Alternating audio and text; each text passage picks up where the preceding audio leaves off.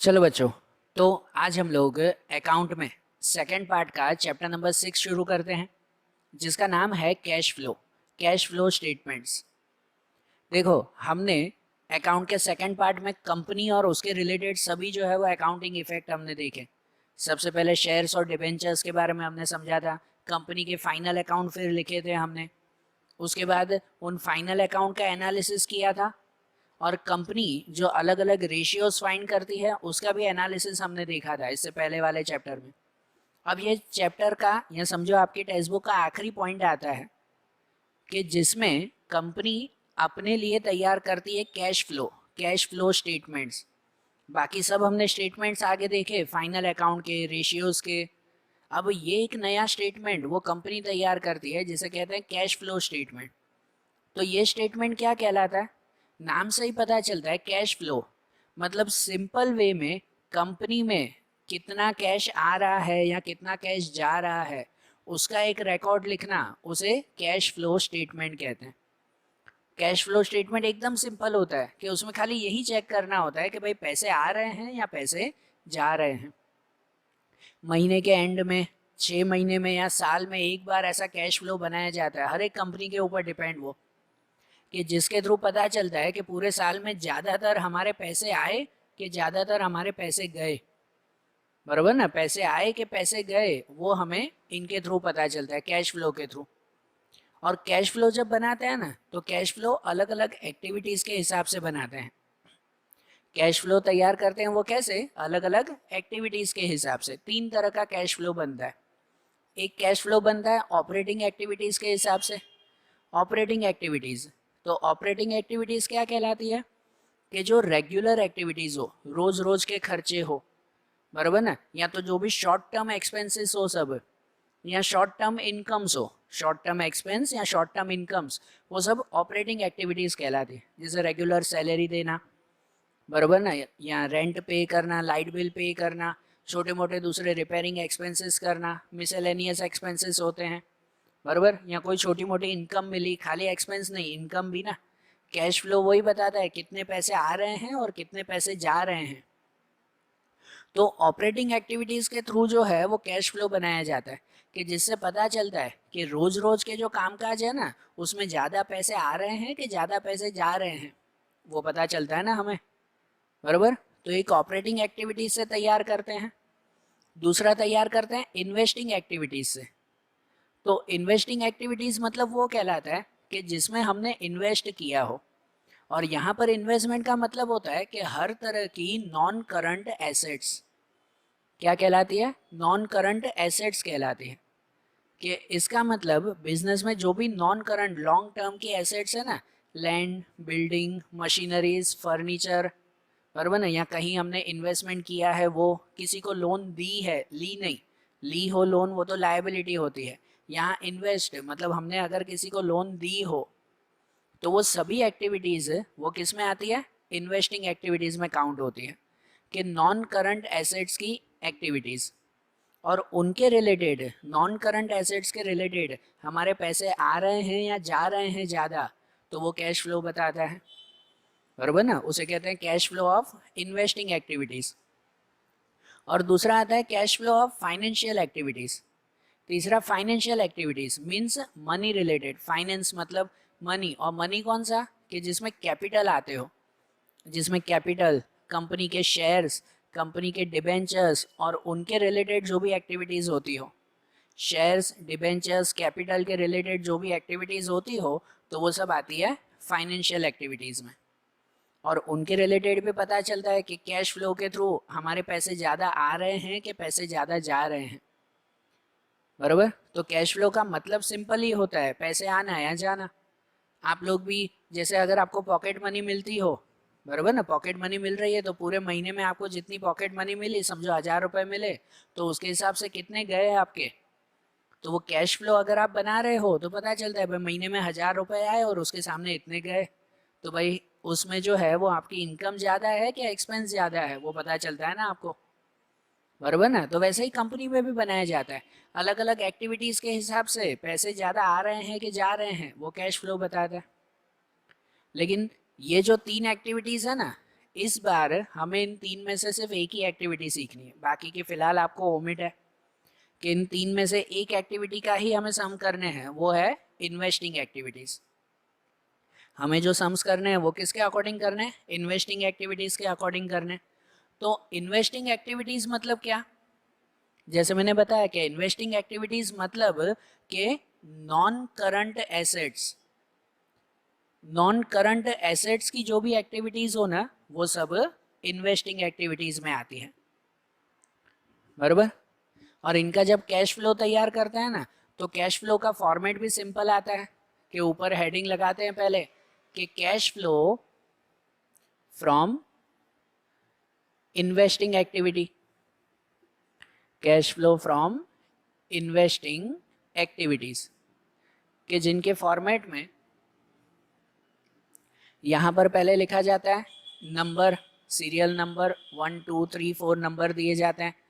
यहाँ पर लिखा जाता है पर्टिकुलर,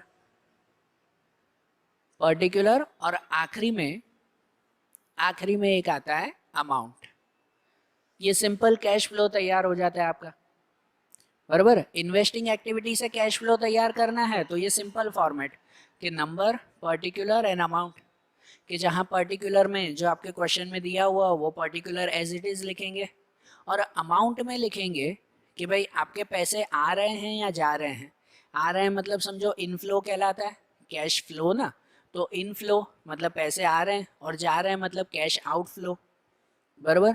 और इसमें खाली चेक करते हैं कि अगर आपके पैसे जा रहे हैं तो उसको माइनस में लिखते हैं, समझो 10,000 गए तो वो 10,000 माइनस में ब्रैकेट में लिखते हैं, बराबर ना। हम लोग कंपनी के फाइनल अकाउंट्स में ना माइनस की साइन नहीं लगाते, उसको ब्रैकेट में लिखते हैं, मतलब वो नेगेटिव साइन है कि पैसे गए हमारे। और अगर पैसे आ रहे हो, समझो 20,000 आ रहे हैं तो उसको प्लस में ही नॉर्मल लिखते हैं। तो इन्वेस्टिंग एक्टिविटीज के थ्रू आपका एकदम सिंपल तैयार हो जाता है कैश फ्लो, कि बस आपको खाली ध्यान देना है कि वो एक्टिविटी नॉन करंट एसेट्स की होनी चाहिए, और दूसरा पैसे जा रहे हैं तो ब्रैकेट में लिखो, मतलब पैसे गए माइनस में, और पैसे आ रहे हैं तो प्लस में लिखो, और आखिरी में सबका प्लस माइनस कर देते हैं, बराबर ना। तो इनका एक क्वेश्चन समझे ना हम लोग। तो आपकी फाइनल एक्सरसाइज देखो, टेक्स्ट बुक रखो साथ में। फाइनल एक्सरसाइज में क्वेश्चन नंबर 18 है आपका, फाइनल एक्सरसाइज का क्वेश्चन नंबर 18, कि जहाँ पर क्वेश्चन नंबर 18 में हम लोग देखें कि उसमें इन्वेस्टिंग एक्टिविटीज़ के थ्रू हमें कैश फ्लो तैयार करना है। आपको ये सब पर्टिकुलर्स दिए हुए ही हैं, उसमें खाली बताना है कि कौन सी एक्टिविटी इसमें लिखनी है, वो इन्वेस्टिंग एक्टिविटी है या नहीं, और अगर है तो कैश इनफ्लो हो रहा है कि आउटफ्लो हो रहा है वो बताना है, बराबर ना। जैसे देखो टेक्स्ट बुक में क्वेश्चन भी रीड करते जाना। जैसे पहला लिखा हुआ है sale of non current investment 88,000, तो पहले तो देखो नॉन करंट इन्वेस्टमेंट क्या वो इन्वेस्टिंग एक्टिविटीज में आएगा, बराबर। अगर वो ऑपरेटिंग या फाइनेंशियल हो तो वो इसमें नहीं लिखेंगे, वो क्लासिफिकेशन आपको करना है। इसलिए तो बताया कि इन्वेस्टिंग एक्टिविटीज में खाली नॉन करंट एसेट्स की चीजें लिखेंगे।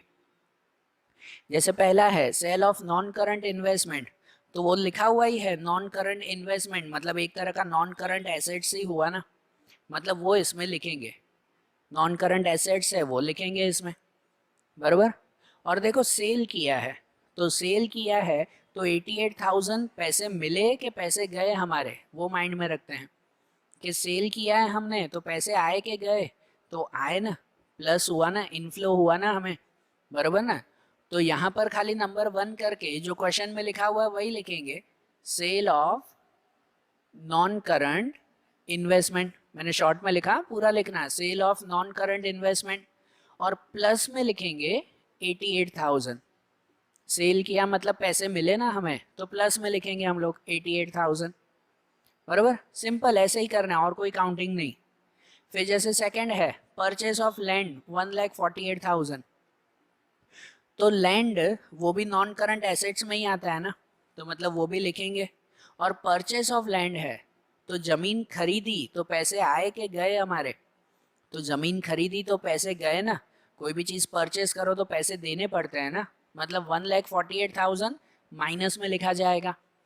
तो सेकंड लिखेंगे हम लोग, उसमें लिखेंगे purchase of land, purchase of land, और ब्रैकेट में लिखेंगे उसे 1,48,000 कि ये पैसे देने पड़े हमें, बराबर। ये भी हो गया। उसके बाद दिया हुआ है परचेज ऑफ मशीन, तो मशीन भी नॉन करंट एसेट्स में आती है, तो मतलब मशीन की एंट्री भी करेंगे। और इसमें भी परचेज ऑफ मशीन, परचेज किया है हमने तो पैसे गए, परचेज किया मतलब पैसे गए ना, कैश आउटफ्लो हमारा। तो परचेज ऑफ मशीन 98,000 दिया हुआ है, तो वो 98 भी माइनस में लिखना होगा, तो उसे भी लिखें नंबर 3 में फिर कि परचेज ऑफ मशीन, और ब्रैकेट में लिखें 98,000 कि हमारे पैसे गए ये, बराबर। उसके बाद दिया हुआ है सेल ऑफ फर्नीचर, तो फर्नीचर नॉन करंट एसेट्स में आता है, तो उसमें लिखेंगे, तो हाँ आता है, फर्नीचर नॉन करंट एसेट्स में है, मतलब इसकी एंट्री भी करेंगे। और दिया हुआ सेल ऑफ फर्नीचर 45,000, सेल किया मतलब पैसे मिले हमें, बराबर ना। परचेस करने से पैसे जाएंगे, सेल करने से पैसे आएंगे, इनफ्लो, तो ये 45,000 इनफ्लो में लिखेंगे। मतलब यहाँ पे लिखना होगा हमें sale of furniture, sale of furniture, और प्लस में लिखेंगे 45,000 रुपीज, बराबर, प्लस में लिखा जाएगा ना वो। उसके बाद डिविडेंड रिसीव्ड ऑन इन्वेस्टमेंट, तो dividend received on investment, investment पे डिविडेंड मतलब कि इंटरेस्ट मिला, तो इन्वेस्टमेंट है, इन्वेस्टमेंट तो आता ही है ना इसमें इन्वेस्टिंग एक्टिविटीज़ में, और उसका डिविडेंड मिला हमें, पैसे मिले, तो उसे भी किस में लिखा जाएगा, प्लस में लिखा जाएगा, 40,000 मिले ना, तो ये भी इसमें लिखेंगे। इन्वेस्टमेंट की चीज़ें हैं तो लिखेंगे ही। नंबर 5 में लिखेंगे कि डिविडेंड रिसीव्ड ऑन इन्वेस्टमेंट, तो वो प्लस में लिखा जाए 40,000 रुपीज़, 40,000 प्लस में, बराबर। उसके बाद लिखा जाएगा उसमें paid for goodwill 32,000, paid for goodwill, goodwill को पे किया हमने, तो गुडविल वो भी नॉन करंट एसेट्स में ही आता है ना, मतलब इन्वेस्टिंग एक्टिविटीज़ में ही आएगा ना, गुडविल भी तो नॉन करंट एसेट्स गिनते हैं, लॉन्ग टर्म की एसेट्स गिनते हैं, तो वो भी इसमें काउंट होगा। और पे किया है, पेड फॉर गुडविल, तो गुडविल के पे किए मतलब पैसे गए हमारे, वो माइनस में लिखना होगा कि पेड फॉर गुडविल 32,000 दिया हुआ है, तो मतलब वहाँ पे लिखेंगे हम लोग पेड फॉर गुडविल, और ब्रैकेट में लिखेंगे 32,000 रुपीज़ कि ये माइनस में कैश आउटफ्लो हुआ हमारा, बराबर।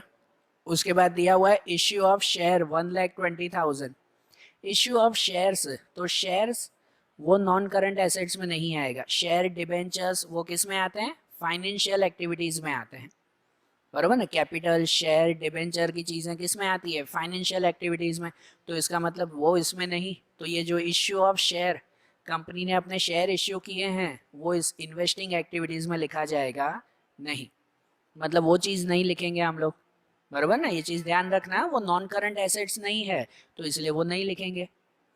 फिर रिडीम्शन ऑफ डिबेंचर्स, डिबेंचर को रिडीम किया, मतलब जो लोगों ने हमारी कंपनी के डिबेंचर खरीदे उनको हमने पैसे वापस किए, तो वो तो लायबिलिटी होती है ना, वो भी फाइनेंशियल एक्टिविटीज़ में आती है, लायबिलिटी होती है, वो इन्वेस्टमेंट नहीं है हमारा, हमने कोई डिबेंचर में इन्वेस्ट थोड़ी किया था, लोगों से पैसे लिए थे, वो लोगों को वापस किया, रिडीम किया हमने, तो वो भी फाइनेंशियल एक्टिविटीज़ में आता है, इन्वेस्टिंग में नहीं। और है लोन बोरोड, और लोन लिया है हमने, बराबर, वो तो लायबिलिटी हो गई, एसेट्स नहीं, नॉन करंट एसेट्स नहीं, वो तो लायबिलिटी हो गई, तो लायबिलिटी की चीज़ें भी इसमें नहीं लिखी जाएगी, मतलब ये कुछ भी नहीं लिखा जाएगा, ये जो तीनों आखिरी के थे वो तीनों नहीं होंगे, तो इतने ही हुए ना, बराबर ना। इन्वेस्टिंग एक्टिविटीज़ में यही चीज़ें आई, और अगर ये सब आ गई तो आखिरी में इसको क्लोज कर देंगे हम लोग, बराबर ना। जिसमें इनका प्लस माइनस अगर हम लोग कर दें, तो इनका प्लस माइनस, ये जो 88,000 फिर माइनस 1,48,000, ये माइनस करेंगे, हाँ, ये प्लस में है तो प्लस करेंगे, माइनस हो तो माइनस करेंगे, तो जिसका टोटल आएगा 1,05,000, वो भी माइनस में, माइनस वाले ज़्यादा हैं, मतलब कि कैश आउटफ्लो ज़्यादा है हमारा, पैसे ज़्यादा जा रहे हैं, आते कम हैं और जाते ज़्यादा हैं इसमें, बराबर ना, ऐसी सिचुएशन है ना, तो 1,05,000 माइनस में आया, और अगर माइनस में आया ना तो उसके सामने लिखते हैं हम लोग cash outflow from investing activities, from investing activities. क्या लिखा जाएगा उसमें? कैश आउटफ्लो लिखा जाएगा। कि अगर यहाँ पर प्लस में आंसर आता ना तो कैश आउटफ्लो की जगह पर क्या लिखते हैं हम लोग? कैश इनफ्लो लिखते, कि cash inflow from investing activities अगर प्लस में होता तो। लेकिन अगर माइनस में आया तो उसे क्या लिखेंगे? कैश आउटफ्लो लिखेंगे। सिंपल सा था ना, कि इन्वेस्टिंग एक्टिविटीज के थ्रू तैयार किया, सिंपल ना। खाली वो ध्यान रखो कि वो होना चाहिए नॉन करंट एसेट्स, और नॉन करंट एसेट्स में खाली वही ध्यान दो कि पैसे आ रहे हैं या जा रहे हैं। सिंपल सा है, अगर हम परचेज करते हैं तो पैसे जाएंगे हमारे, और अगर हम लोग सेल करते हैं तो पैसे आएंगे हमारे, बराबर। और आखिरी में उनका प्लस माइनस जो बताएगा कैश आउटफ्लो है कि कैश इनफ्लो है, ठीक है। और जैसे क्वेश्चन नंबर 18 किया ना, वैसे ही क्वेश्चन नंबर 19 भी है, जिसमें भी हमें यही देखना है, बराबर है। अब जैसे क्वेश्चन नंबर 19 है कि उसके अंदर भी हमें कैश फ्लो तैयार करना है इन्वेस्टिंग एक्टिविटीज़ के थ्रू, तो उनमें भी जो जो इन्फॉर्मेशन दी गई है वो इन्फॉर्मेशन में चेक करते जाएंगे ना। पहली चीज़ तो ये चेक करते हैं कि वो नॉन करंट एसेट्स है तो ही इसमें लिख, और दूसरी चीज़ ये चेक करते हैं कि भाई उसमें पैसे आ रहे हैं कि पैसे जा रहे हैं। अब जैसे उस क्वेश्चन में सबसे पहला दिया हुआ है प्लांट एंड मशीन, तो प्लांट मशीन वो नॉन करंट एसेट्स है, मतलब लिखेंगे तो सही उसमें, बराबर ना, उसमें तो ये लिखेंगे सही। अब अमाउंट में तो 2 साल की अमाउंट है, 2017 की और 16 की, बराबर। कि जिसमें कंपैरिजन कैसे करना है समझना, कि 2016 में अमाउंट है 7,20,000 और 2017 में अमाउंट है 9,20,000, बराबर। मतलब प्लांट मशीन 2016 में हमारे पास 7 लाख की मशीन थी और 17 में वो मशीन 9 लाख की हो गई। तो एक साल में हमने मशीन खरीदी होगी कि बेची होगी? पहले हमारे पास 7 लाख की मशीन थी, अब 9 लाख की मशीन हो गई, तो मशीन खरीदी होगी कि बेची होगी? ऑफ कोर्स खरीदी होगी ना। एक साल में मशीन खरीदी होगी तभी तो 7 लाख से 9 लाख की मशीन हो गई ना। और अगर मशीन खरीदी होगी तो पैसे आएंगे कि जाएंगे?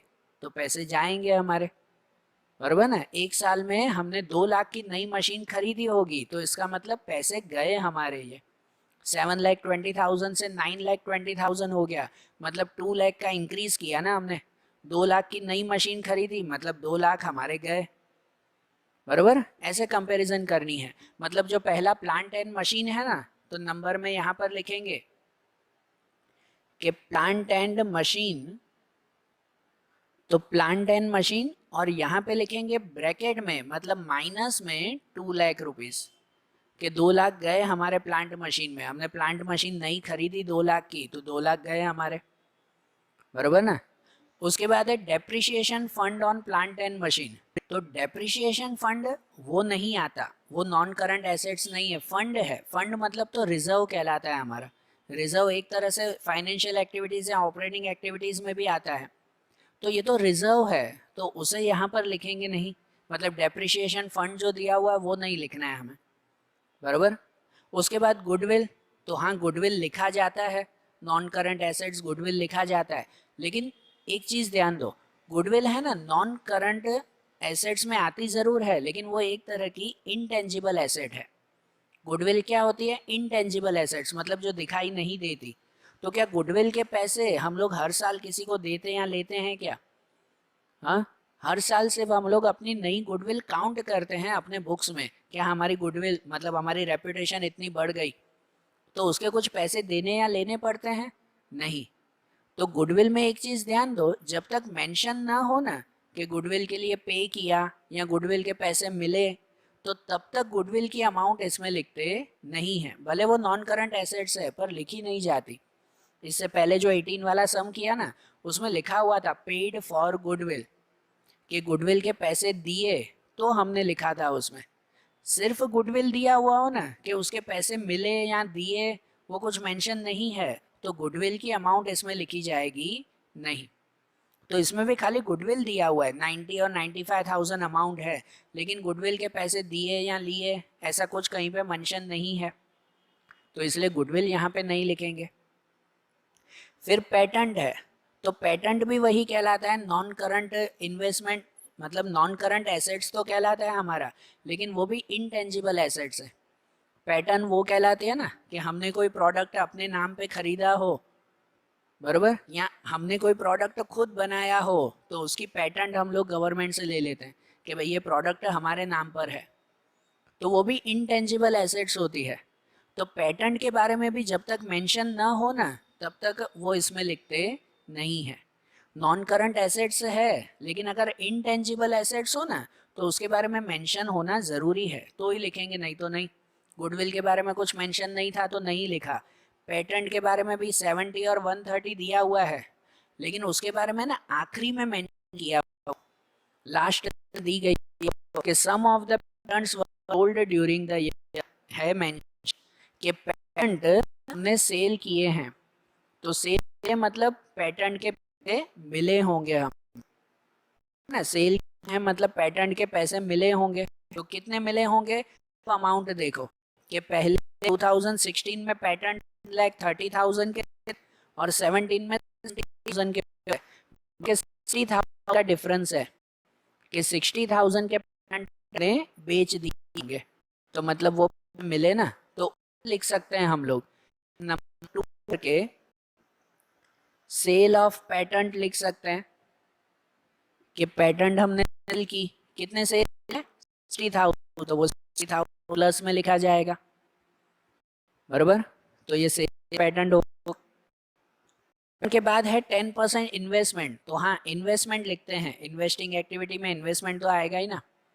तो 10% इन्वेस्टमेंट पहले थे 2,70,000 के, फिर हुए 95,000 के, तो 2,70,000 से 95,000 मतलब पहले हमारे पास 2,70,000 के इन्वेस्टमेंट थे, अब 95,000 के इन्वेस्टमेंट हो गए, कम हो गए, तो क्या होगा, इन्वेस्टमेंट बेच दिए होंगे ना हमने, बराबर ना। पहले हमारे पास 2 लाख के इन्वेस्टमेंट थे, अब 95,000 के हो गए, तो मतलब इन्वेस्टमेंट हमने बेच दिए होंगे, और बेच दिए होंगे मतलब पैसे मिले होंगे हमें, प्लस में लिखा जाएगा ना, उसके पैसे मिले होंगे, बराबर।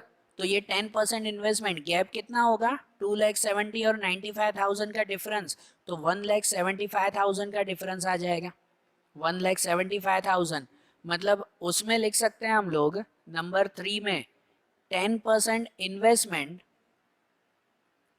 के 10% इन्वेस्टमेंट में हम लोग 1,75,000 रुपीज प्लस में लिखेंगे, वो प्लस में लिखा जाएगा, बराबर, क्योंकि पैसे मिले।